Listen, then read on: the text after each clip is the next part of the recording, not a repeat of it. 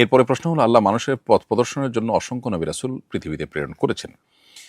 জিন জাতির হেদায়েতের জন্য কি কোনো নবী রাসূল প্রেরিত হয়েছেন? জানতে চাই। প্রিয় দর্শক, এই প্রশ্নের উত্তর হলো যে, এ বিষয়ে আমাদের দুটি মত রয়েছে। একদল উলামায়ে কেরামের মত হলো যে, মানুষের মধ্যে যেরকম নবী রাসূল আল্লাহ তাআলা প্রেরণ করেছেন, জিন জাতির মধ্যে এরকম নবী রাসূল প্রেরণ করেছেন এবং মানুষের নবী রাসূল যেরকম তাদেরকে আল্লাহর পথে আহ্বান করেছেন, তাদের নবী রাসূল তাদেরকে আল্লাহর পথে আহ্বান করেছেন এবং তাদের নবী রাসূল সম্পর্কে তারা জানেন, আল্লাহ তাআলা তাদেরকে জানানোর সেই ব্যবস্থা রেখেছেন। এটা একটি মত। তবে সংখ্যাগরিষ্ঠ ইমামদের মত ভিন্ন। সেটি হলো যে, জিন জাতির মধ্যে কোনো নবী বা রাসূল প্রেরণ হয়নি, বরং মানুষের যে নবী রাসূল তারাই মূলত মানুষ এবং জিন উভয়ের জন্য সমান্তরালভাবে নবী এবং রাসূল হিসাবে এসেছেন।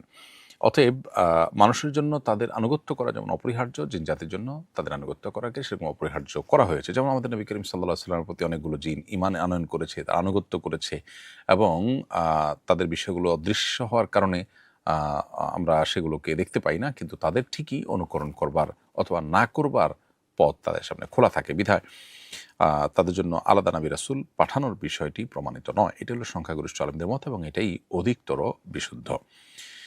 এরপরে প্রশ্ন হলো, আল্লাহ মানুষের